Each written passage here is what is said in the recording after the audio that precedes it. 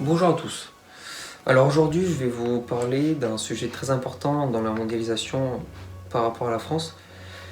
Un problème que l'on connaît tous, un problème que l'on voit tous, que l'on constate tous. D'autres, parfois, ne préfèrent pas le voir. Et certains préfèrent ne pas s'en occuper et disent même que c'est une bonne chose. Nous, vous savez que nous sommes placés dans une idéologie où nous pensons que justement il faut lutter contre. Donc la problématique de cette vidéo va être notre dépendance, une affaire américaine. On va se demander si c'est une affaire américaine en fait, le fait qu'on soit dépendant. Dépendant à la fois des Américains, des Chinois, des Allemands, voilà, en tout cas indépendant des autres pays. Donc déjà, sachant qu'on parle des États-Unis, parce que quand je caricature, quand on dit américain, c'est États-Unis, normalement on devrait dire États-Unis. On verra ça d'abord en 4 parties globalement. D'abord on va voir ça avec une première partie sur l'histoire américaine avec l'Europe, donc là on va faire un peu d'histoire. Donc ceux qui veulent, qui sont pas intéressés par ça, vous pouvez passer, mais c'est quand même très important de remarquer l'histoire. La deuxième partie on parlera de la guerre froide, est-ce un tournant cette guerre froide? Ensuite on parlera du fait que les États-Unis sont arrivés comme un porteur d'espoir, de paix en tout cas, un porteur d'espoir de paix, après la Seconde Guerre mondiale, et on verra en quoi finalement la paix, ils veulent la faire, sauf qu'ils n'arrivent pas à la maintenir. Et ensuite on se demandera si l'émergence chinoise est-elle une cause américaine. Donc on se demandera si c'est une cause américaine, le fait qu'on soit dépendant de la Chine. Donc d'abord sur l'histoire américaine vis-à-vis de l'Europe, on va remonter à Christophe Colomb en 1492 qui découvre l'Amérique. On peut dire que le nouveau continent, comme on l'appelle, qui est l'Amérique, en fait c'est créé grâce à l'ancien continent. Il ne faut pas oublier ça. Notamment les États-Unis sont très redevables au niveau de la France, notamment sur la guerre d'indépendance qui a eu lieu de 1775 à 1783. En fait, c'était une guerre, des guerres de colonisation où les États-Unis se révoltaient face à l'occupant britannique notamment. Et c'était une occasion pour la France de taper un peu du britannique à travers le conflit avec les Américains. Mais il ne faut pas oublier non plus que les Américains sans les Français, sans le fameux général l'amiral Lafayette, qui est venu avec toute sa flotte combattre à la Royal Navy et les troupes terrestres britanniques. Sans ça, les Américains n'auraient jamais gagné cette guerre d'indépendance. Donc déjà, il ne va pas falloir oublier ça. C'est juste pour le début. Ensuite, ce nouveau continent donc redevable du vieux continent, comme on l'a dit, mais il va se développer indépendamment de ce dernier de 1783 à 1917 notamment. Après 1917, on va dire qu'il ne s'occupe pas non plus, ce vieux continent, des affaires européennes, puisque pour la Première Guerre mondiale, il entre en guerre en 1917, donc très tardivement.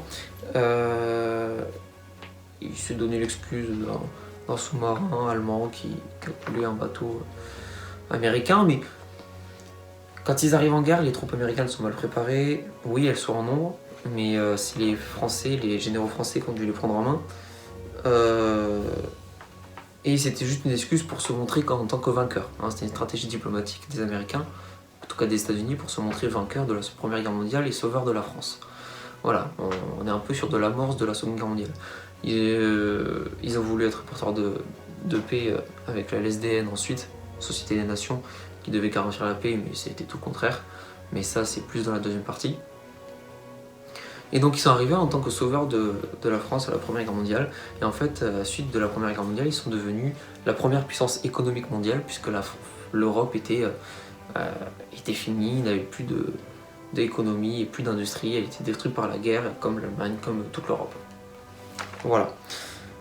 Ensuite, il ne faut pas oublier que les États-Unis nous ont apporté des graves crises économiques. Seulement pour citer 1929, avec la crise des banques, des prêts des banques qui ont fait en Europe. En fait, les banques américaines ont clairement vidé les pays européens, puisqu'en fait, les banques américaines ont prêté beaucoup aux pays comme l'Allemagne et l'Autriche qui se reconstruisaient suite aux sanctions qui recevaient des alliés de la France et des Britanniques. Cependant, quand il y a eu la crise économique des banques américaines, donc le jeudi noir, aux États-Unis, mais les banques américaines ont fait oui, mais maintenant il faut rembourser. L'Allemagne, l'Autriche, Hongrie, il faudrait rembourser. ce que ils ne pouvaient pas rembourser. Donc les banques allemandes et autrichiennes ont fait faillite, et donc ça a entraîné une faillite en Europe également. Deuxième crise économique, la crise des subprimes en 2008. Donc tout vient encore des États-Unis. Sarkozy a géré ça un peu comme il pouvait, on va dire, en diminuant les budgets des hôpitaux notamment, d'autres mesures à côté. Et là, ça vient encore des États-Unis, c'est-à-dire que les gens ne pouvaient pas trop rembourser, donc on a saisi les maisons, on a investi dans l'immobilier, les banques ont investi dans l'immobilier, et finalement, ils se sont retrouvés avec énormément de maisons, et on ne pouvait plus les vendre. Donc forcément, ça donne des coups d'arrière, et on était sur une crise économique venant des États-Unis encore une fois. Alors qu'une crise économique venant de l'Europe sur les États-Unis, il n'en a pas eu. Donc déjà, on peut voir que ça partait mal pour les États-Unis, que les États-Unis ne font pas forcément davantage. Ensuite, en 1941, donc c'est l'entrée en guerre parce que les Japonais attaquent les Américains à Pearl Harbor, évidemment, et donc ça redonne une excuse entre guillemets pour attaquer le méchant nazisme. C'est vrai que le nazisme c'était très mauvais, je suis d'accord avec vous, mais pour attaquer le nazisme, pour se montrer en libérateur du monde face au nazisme, et donc libérateur de la France aussi, donc il libère la France donc en 1944, même si c'est Leclerc qui rentre, le général français qui rentre en premier dans Paris, on s'est pas manqué de dire que c'était grâce aux Américains tout de même. Donc, cependant, faut quand même noter que le bombardement stratégie britannique et américaine, mais là je m'appuie vraiment sur les Américains, pardon, un bombardement stratégique où des populations ont été tuées, aussi bien françaises qu'allemandes, des industries ont été détruites en France et en Allemagne. En fait, ce qu'il y a eu en Allemagne, il y a eu exactement la même chose en France. C'est-à-dire des crimes de guerre comme des viols, des meurtres, il n'y a pas eu de génocide bien sûr, mais il y a eu des punitions collectives, des industries détruites, il y a eu plein de choses comme ça, de la torture, il y en a eu. Et je pense qu'on peut qualifier ensuite la stratégie de propagande américaine de propagande du bien face à la propagande du mal nazi, puisque en fait ils se sont vendus comme les grands libérateurs de l'Europe, notamment avec le débarquement, où c'était les principaux acteurs, mais parce qu'ils avaient le plus de soldats, mais c'est logique. Mais ils se sont vendus comme les grands sauveurs de l'Europe. Voilà. Donc comme quoi on serait redevable en fait des Américains à cause de ça. Et c'était déjà amorcé avec la Première Guerre mondiale de toute façon. Ensuite si on regarde l'Asie, en fait il y a eu exactement le même phénomène. La défaite japonaise, la propagande bien pensante américaine a dit c'est grâce à nos bombes nucléaires si les Japonais ont signé l'armistice et ont arrêté la guerre. Ce qui est totalement faux. Quand on est revenu un peu plus à la réalité, les historiens ont démontré, mais ça on nous le dit pas à l'école. À l'école on nous dit 2 bombes nucléaires américaines, fin de la guerre japonaise. Bon.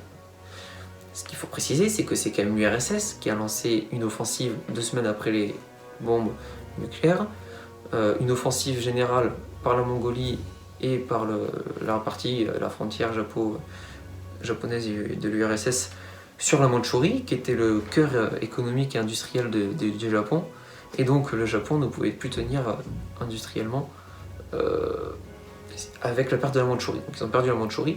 C'est pour ça que les Japonais ont déclaré leur défaite, en tout cas en signant l'armistice, que le 2 septembre 1945, et non suite aux 2 bombes nucléaires le 6 et 9 août 1945. Là aussi il faut être un peu logique, il faut raisonner un peu. Mais bon. Donc après 1945, les Américains dirigent l'Europe, clairement, ils se sont dit maintenant qu'on vous a sauvé, on va vous diriger à travers l'Allemagne. Ils ont reconstruit entre guillemets l'Allemagne face à l'URSS. Et puis maintenant ils utilisent l'Allemagne comme leur jouet pour dominer l'Europe. Donc ensuite on a eu la guerre froide avec le bloc de l'Ouest et le bloc de l'Est qui s'opposaient. Donc les gentils capitalistes contre les méchants communistes, globalement c'était ça. Et puis, comme je l'ai dit, l'Union Européenne était clairement maîtrisée par les Américains par l'intermédiaire d'une Allemagne reconstruite industriellement par les Américains eux-mêmes. Bon, ils ont eu de la chance, ils n'ont pas eu de grave crise économique à ce moment-là. Parce que c'est ce qu'ils ont fait, hein, en 29, en gros, ils commençaient déjà à reconstruire l'Allemagne en faisant des prêts, mais ils ont eu la crise économique, comme pour eux. Voilà. Donc qu'est-ce qu'il faut retenir de cette première partie sur l'histoire américaine avec l'Europe? Globalement, c'est que les Américains ont fait une propagande du bien qui n'était pas forcément si bonne. On le verra surtout après avec la guerre froide qui était un tournant, et la troisième partie sur les USA, est-ce qu'ils sont vraiment porteurs de paix. De toute façon, dans mes arguments que je vais avancer, vous allez pouvoir voir notre avis là-dessus.